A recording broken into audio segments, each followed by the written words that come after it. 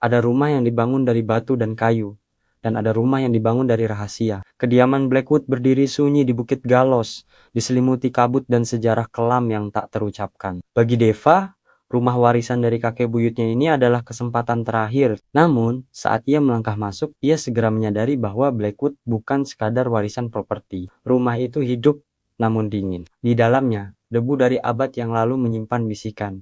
Dan setiap sudut gelap adalah tempat persembunyian bagi keputusasaan. Deva dan Risa mencari harta, tetapi yang mereka temukan adalah misteri yang terkunci.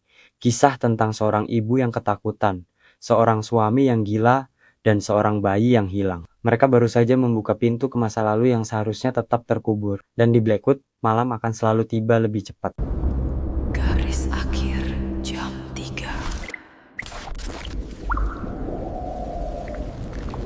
Deva tidak pernah menyangka warisan dari kakek buyut yang tidak pernah ia temui akan berbentuk sebuah rumah. Bukan rumah biasa, melainkan kediaman Blackwood, sebutan angker yang dilekatkan warga setempat. Rumah itu berdiri di atas bukit yang terisolasi, dikelilingi oleh hutan pinus yang selalu diselimuti kabut tipis, bahkan di siang hari. Surat warisan itu datang tanpa basa-basi, terima atau tolak. Setelah kehilangan pekerjaannya dan nyaris kehabisan uang sewa, Deva ditemani sahabatnya Risa memutuskan untuk menerima dan menyelidiki. Perjalanan mereka terasa seperti kembali ke masa lalu. Jalan beraspal berganti menjadi jalan tanah berbatu, dan sinyal ponsel menghilang bersama pohonan yang semakin rapat. Ketika mereka akhirnya melihat Blackwood, jantung Deva berdegup kencang. Bangunan bergaya Victoria akhir itu luar biasa besar, dengan jendela-jendela tinggi yang menyerupai mata kosong yang menatap langit kelabu. Cat luarnya telah mengelupas, menampilkan kayu tua yang menghitam karena cuaca. Kunci yang ditinggalkan oleh notaris terasa dingin dan berat di tangan Deva saat ia memutar kunci di pintu kayu ek yang tebal. Terdengar bunyi berderit yang menyakitkan, seolah pintu itu menolak untuk dibuka setelah bertahun-tahun. Langkah pertama ke dalam rumah disambut oleh udara yang sangat dingin, yang seakan menusuk tulang. Kelembapan tua bercampur dengan bau apek, debu, dan sesuatu yang sedikit manis, seperti bunga yang membusuk. Lobi utama luas, dihiasi tangga spiral megah yang berkelok-kelok ke lantai 2, di mana bayangan menari-nari dalam kegelapan. Sebuah lampu gantung kristal yang dulunya indah, kini diselubungi sarang laba-laba. Ini jauh lebih besar dari yang aku bayangkan, bisik Risa. Suaranya terdengar sangat kecil di ruangan sebesar itu. Ia merapatkan jaketnya, meskipun udara di luar tidak sedingin di dalam. Kakek buyut kita, Charles Blackwood, sepertinya orang yang sangat eksentrik, jawab Deva, mencoba terdengar tenang. Ia menyalakan lampu senter ponselnya. Mereka menghabiskan beberapa jam pertama menjelajahi lantai dasar, ruang tamu, ruang makan formal, dapur besar yang masih menggunakan kompor kayu kuno. Dan yang paling membuat Deva penasaran, ruang kerja terkunci yang disebut-sebut dalam surat warisan. Pintu ruang kerja itu terbuat dari kayu jati dengan ukiran naga yang tampak mengerikan, dan kunci yang diberikan notaris tidak bisa membukanya. Saat matahari mulai tenggelam, cahaya yang masuk melalui jendela kotor semakin berkurang, dan rumah itu mulai menunjukkan karakternya yang sesungguhnya. Suara-suara kecil mulai terdengar, bunyi lantai kayu yang berderit tanpa ada yang menginjaknya, angin yang berdesir pelan di koridor tertutup, padahal jendela sudah tertutup rapat. Di dapur, saat Deva mencoba membersihkan meja, Risa tiba-tiba berteriak, "Deva, lihat ini!" Di sudut dapur, di balik lemari yang bergerak, ada coretan aneh di dinding. Itu bukan grafiti biasa. Coretan itu adalah simbol-simbol yang tampak seperti kombinasi huruf Ibrani dan geometri aneh. Digambar dengan arang hitam dan diolesi sesuatu yang gelap dan kering, mungkin darah. Deva mendekat, senternya fokus pada simbol itu. Seketika, ia merasa mual. Simbol itu memancarkan aura kegelisahan yang mendalam. "Apa itu?" tanya Deva, menelan ludah. "Aku tidak tahu, tapi ini bukan dekorasi," jawab Risa. Suaranya gemetar. "Kita harus keluar dari rumah ini, Deva. Ada yang tidak beres." "Tunggu," kata Deva, matanya tertuju pada salah satu garis simbol yang sedikit tergores. Di baliknya, ia melihat ada lapisan cat lain. Dengan ujung pisaunya, ia mengikis cat itu perlahan. Di bawah simbol menakutkan itu, tertulis dua kata sederhana dengan huruf kapital, seolah dicakar dengan paksa ke plester dinding. "Helena saksi." Nama itu tidak ada dalam silsilah keluarga yang diberikan notaris. Siapa Helena dan apa yang ia saksikan? Malam itu, mereka memutuskan tidur di kamar tamu di lantai 2, kamar yang terlihat paling ramah. Tetapi ketenangan itu tidak bertahan lama. Sekitar pukul 2 dini hari, Deva terbangun oleh bisikan yang sangat dekat dengan telinganya. Itu adalah bisikan seorang wanita terdengar sedih dan frustrasi, namun tidak jelas kata-katanya. Ia melompat, menyalakan lampu senter. Risa masih tidur pulas, meringkuk di bawah selimut tebal. Bisikan itu menghilang. Deva menghela napas, mengira itu hanya mimpi buruk yang disebabkan oleh kelelahan. Saat ia mencoba kembali tidur, ia mendengar suara lain. Kali ini bukan bisik, itu adalah suara tangisan bayi yang sangat lembut datang dari lorong. Tangisan itu lemah, terdengar putus asa. Naluri Deva sebagai seorang wanita membuatnya berdiri. Risa bangun, Deva mengguncang Risa pelan. Apa? Heiza bergumam. Dengar, Deva menunjuk ke pintu. Tangisan itu terdengar lagi. Lebih dekat. Why mereka berdua membeku. Tangisan itu jelas, tetapi anehnya tidak menggema. Itu terdengar seperti suara yang terperangkap di dalam dinding. Dengan keberanian yang dipaksakan, Deva membuka pintu kamar. Lorong di lantai 2 gelap gulita. Dinginnya seolah menyedot semua kehangatan dari tubuhnya. Tangisan itu datang dari ujung lorong, dekat dengan kamar tidur utama, kamar yang ditinggali Charles Blackwood. Deva dan Risa saling pandang. Di mata Risa, Deva melihat ketakutan murni. Kita kembali ke tempat tidur, Deva. Jangan pedulikan. Itu cuma halu, bisik Risa. Tidak, aku harus lihat. Deva berjalan perlahan. Senternya gemetar. Saat ia mencapai ambang kamar utama, tangisan itu berhenti mendadak. Keheningan yang menggantikan tangisan itu terasa lebih memekakan telinga. Deva menyenter ke dalam kamar utama. Di sana, di atas meja rias besar yang berdebu, ada sebuah bingkai foto yang menghadap ke bawah. Ia mengambil napas dalam-dalam, mengambil foto itu, dan membalikkannya. Di foto itu, ada Charles Blackwood, kakek buyutnya, seorang pria berwajah keras dengan mata gelap yang dingin. Di sampingnya, berdiri seorang wanita cantik berambut coklat yang tersenyum paksa, memegang erat bayi kecil. Di balik foto, dengan tulisan pena yang memudar tertulis Charles, Helena, dan putri kami. Clara, Helena, saksi dan tangisan bayi itu. Apakah itu Clara? Deva merasakan hawa dingin yang paling parah sejak ia masuk ke rumah itu. Dingin itu berasal dari belakang lehernya. Ia berbalik secepat kilat. Di ujung lorong, bayangan tebal yang semula hanya bayangan kini terasa lebih padat. Dalam sekejap mata, Deva melihatnya sesosok tubuh yang sangat tinggi, kurus, dan berambut panjang gelap, berdiri di balik tangga spiral, menatap mereka. Sosok itu tidak memiliki fitur wajah yang jelas, hanya lubang gelap di tempat mata seharusnya berada. Risa menjerit, jeritan yang putus. Sosok itu tidak bergerak, tetapi Deva bisa merasakan kebencian yang kuat memancar darinya. Deva dan Risa lari kembali ke kamar, mengunci pintu, dan menghabiskan sisa malam meringkuk, mendengarkan keheningan yang kini terasa penuh ancaman. Pagi hari tidak membawa kelegaan. Sinar matahari pagi yang masuk melalui tirai tipis hanya menerangi lapisan debu tebal dan menambah rasa malu pada ketakutan mereka semalam. Aku tidak bisa tinggal di sini, Deva, kata Risa, suaranya tegas. Ia sedang mengemasi tasnya. Aku yakin ini rumah terkutuk. Kita jual saja apa adanya, kembali ke kota. Deva duduk di tempat tidur memegang foto Helena dan Clara. Tapi kenapa Charles Blackwood meninggalkan rumah ini khusus padaku?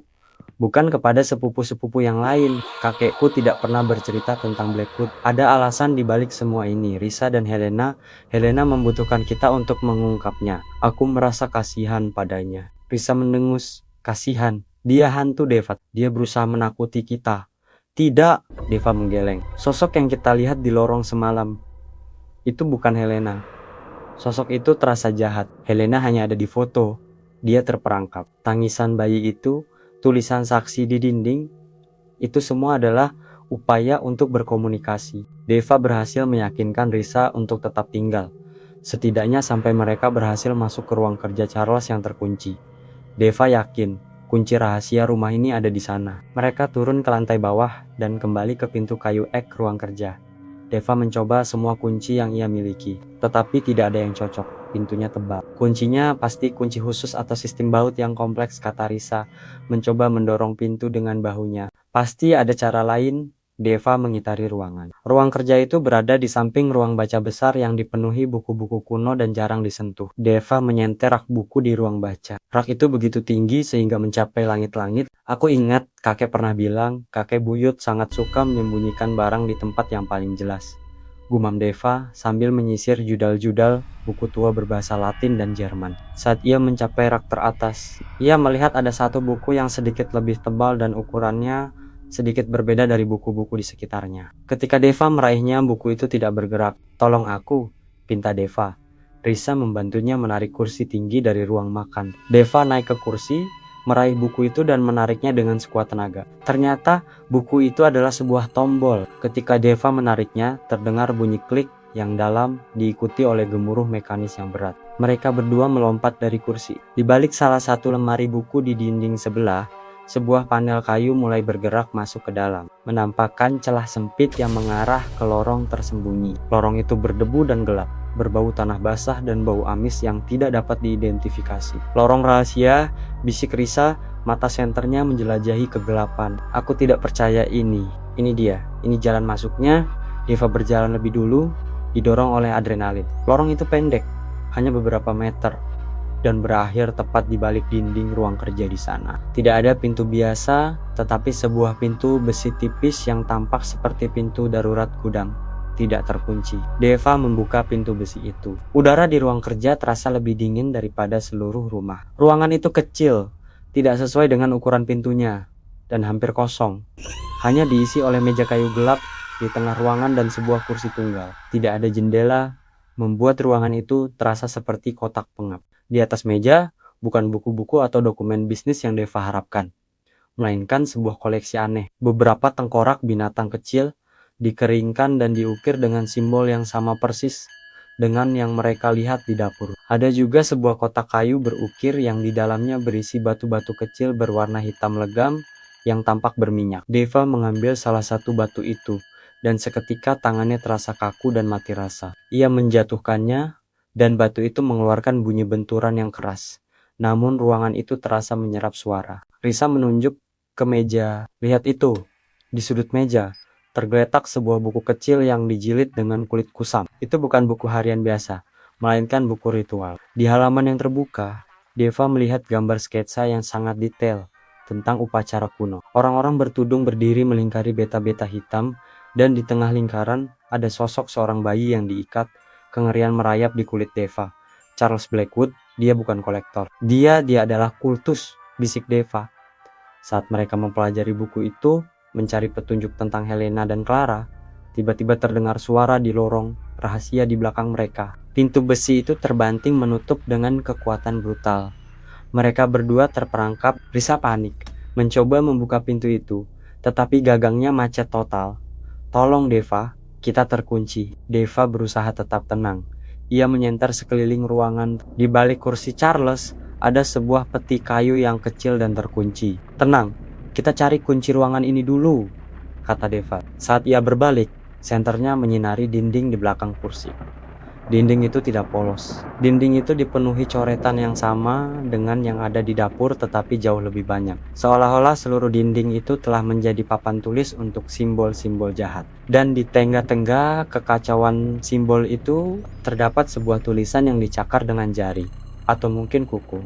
Charles mengambilnya. Saat Deva membaca tulisan itu, hawa dingin yang menusuk kembali menyergap. Bau amis di ruangan itu tiba-tiba menjadi sangat kuat, seperti ikan yang membusuk dicampur dengan logam karat. Di atas meja, batu-batu hitam itu mulai bergetar. Kemudian, mereka mendengar suara yang mereka dengar semalam. Bisikan, tetapi kali ini bisikan itu terorganisir. Seolah-olah banyak suara wanita berbisik serempak mengulang satu nama. "Clara, Clara." Lampu senter Deva mulai berkedip-kedip, cahayanya melemah, dan kegelapan mulai merayap dari sudut ruangan. "Peti itu, cepat!" teriak Deva. Ia menyeret peti kayu itu ke atas meja. Mereka menghancurkannya dengan kursi yang ada. Di dalam peti hanya ada satu benda, sebuah buku harian kecil terikat dengan pita bludru usang. Buku harian Helena. Saat Deva mengambilnya, bisikan itu berhenti. Seolah-olah semua mata tertuju pada buku harian itu. Dan tepat pada saat itu, senter Deva mati total. Mereka terperangkap dalam kegelapan yang absolut. Dalam keheningan yang mencekam, mereka mendengar suara napas berat, bukan milik mereka, datang dari balik punggung mereka. Dia di sini." Risa terisak. Deva menutup mata, memeluk buku harian Helena erat-erat. Ia tahu, babak baru dalam misteri Blackwood baru saja dimulai. Dan kali ini, Mereka berhadapan langsung dengan roh jahat yang menyembunyikan kebenaran. Lampu senter Deva setelah beberapa kali diketuk keras kembali menyala dengan cahaya redup, cukup untuk menerangi kegelapan ruang kerja yang menyesakkan. Setelah insiden pintu besi yang mengunci mereka dan kehadiran dingin yang tiba-tiba, Deva dan Risa berhasil mendobrak pintu itu menggunakan sebuah linggis tua yang mereka temukan tersembunyi di bawah meja Charles. Mereka lari dari ruangan terkutuk itu, membawa buku harian Helena sebagai satu-satunya petunjuk. Mereka kembali ke lobi utama yang relatif lebih terang. Meskipun mereka sudah keluar dari ruang kerja, aroma amis yang kuat itu seolah melekat di udara di sekitar mereka. Kita harus keluar dari rumah ini, Deva. Sekarang. Risa memohon, tubuhnya gemetar hebat. Tidak, Risa.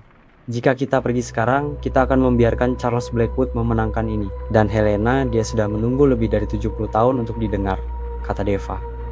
Ia duduk di tangga, mencoba menenangkan napasnya. Kita baca ini dulu, aku yakin jawabannya ada di sini. Deva membuka buku harian itu perlahan. Sampul kulitnya rapuh, dan pita beludur pengikatnya nyaris hancur. Tulisannya indah namun tergesa-gesa.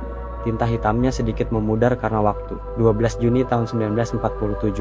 Aku telah melihatnya lagi, bukan di dalam mimpi, tapi di sudut mata. Sebuah bayangan tinggi dan kurus, bergerak tanpa suara di koridor. Aku memberitahu Charles, tetapi ia hanya menghela napas panjang dan menyuruhku istirahat. Dia bilang aku terlalu tegang karena menunggu kelahiran anak kami. Aku tahu aku tidak gila.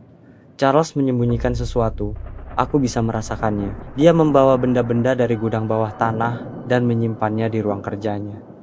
Benda-benda yang membuatku merinding. Dia mulai sering menghabiskan waktu di bawah tanah, tempat yang dilarang bagi siapapun selain dia. 19 Juli tahun 1947. Anakku sudah lahir, seorang putri cantik. Kami namakan Clara. Tapi kegembiraan ini terasa singkat. Bayangan itu semakin sering muncul. Dan sekarang, dia bukan lagi hanya bayangan. Dia berbisik. Bisikannya menyebut nama-nama yang terdengar kuno dan asing. Aku mendengar nama Azriel dan Mores berulang kali. Charles mengunci pintu ruang kerjanya. Dia tidak mengizinkanku masuk. Aku mencoba bertanya tentang leluhurnya, tentang legenda rumah ini, tetapi dia selalu marah. Dia berkata rumah ini membutuhkan keseimbangan dan pengorbanan kecil untuk menjaga kemakmuran. 3 Agustus tahun 1947. Aku menemukan peta lama tersembunyi di belakang perapian di ruang baca peta rumah ini. Ada satu ruangan yang tidak ada dicetak biru resmi, ditandai dengan tanda silang merah, tepat di balik dinding ganda di ruang musik. Apa yang Charles sembunyikan di sana? Untuk apa ia menutupinya? Aku harus tahu. Aku yakin itu berhubungan dengan bau amis yang sering tercium dari lantai bawah. Charles selalu membakar dupa aneh untuk menutupinya. Deva berhenti membaca. Matanya melebar. Dinding ganda di ruang musik. Itu dinding yang sama sekali berbeda dari yang lain. Risa agak menonjol di sebelah piano tua. Risa mengangguk. Napasnya memburu. Ruang musik itu dingin sekali. Kita harus melihatnya. Tapi, tunggu. Baca terus. Deva melanjutkan membaca, menemukan halaman yang semakin tergesa-gesa dan penuh ketakutan. 1 September 1947. Aku menggunakan obeng tua Charles untuk membuka panel di ruang musik. Hanya celah kecil, tapi aku melihat ke dalamnya. Kegelapan dan batu-batu aneh yang berkelompok. Mereka mengeluarkan cahaya hijau pucat yang samar dan ada bau kotoran dan darah. Aku menjerit dan menutupnya kembali. Charles pasti mendengar. Dia muncul seperti hantu. Matanya tidak lagi menunjukkan cinta, hanya kegilaan yang dingin. Dia mengunciku di kamar dan menyita kunci pintu. The 5th of September 1947. Aku tahu apa yang dia lakukan. Aku mendengar suara-suara, bising, mantra-mantra dalam bahasa yang mengerikan. Charles bukan orang biasa. Leluhurnya mereka adalah penyembah Morse. Mereka menjaga gerbang bawah tanah. Mereka meminta pengorbanan untuk menjaga kemakmuran rumah ini, yang sebenarnya adalah kekuatan jahat yang terperangkap. Malam ini, aku melihatnya membawa Clara, bayiku. Dia membawanya ke gudang bawah tanah. Dia ingin menjadikan Clara tumbal, seperti yang ia sebut pengorbanan kecil. Tulisan itu tiba-tiba terpotong, lalu dilanjutkan di halaman berikutnya dengan tulisan yang hampir tidak terbaca. Seolah ditulis dalam keadaan panik yang ekstrem dan terburu-buru, aku berhasil melarikan diri. Charles sedang sibuk di bawah. Aku tahu apa yang harus kulakukan untuk menghentikan siklus ini, untuk menyelamatkan Clara, atau setidaknya jiwanya dari cengkeraman Charles. Rumah ini harus dihancurkan. Batu-batu itu adalah sumber kekuatan mereka. Aku harus menghancurkannya. atau setidaknya menyembunyikan kunci utamanya, kunci yang membuka gerbang ke jurang. Aku akan bersembunyi di tempat aku menemukan rahasia itu di balik dinding ganda. Aku akan mengunci diri di sana dan membawa kunci ke batu-batu itu bersamaku. Halaman terakhir hanya berisi satu kata, yang ditulis dengan sangat besar dan tebal, seolah-olah menggunakan seluruh kekuatan terakhirnya. Tidak, udara di sekitar Deva dan Risa terasa membeku. Buku harian itu jatuh dari tangan Deva, debunya mengepul sedikit di lantai kayu. Ya Tuhan, Risa menutup mulutnya dengan tangan. Helena bukan hanya istri yang gila, dia adalah korban. Dan Charles, kakek buyut kita, dia adalah monster. Dia mengorbankan bayinya sendiri, dan dia mengunci dirinya di balik dinding ganda di ruang musik, membawa kunci batu-batu itu bersamanya. Deva menarik napas dalam-dalam. Jika batu-batu itu adalah sumber kekuatan, itu berarti Helena adalah roh yang terperangkap yang mencoba melindungi kunci itu, menjaganya agar tidak digunakan oleh roh jahat Charles Blackwood. Tunggu, tapi roh yang kita lihat di lorong, yang tinggi dan kurus itu bukan Helena kan? Tanya Risa, matanya kembali menunjukkan ketakutan.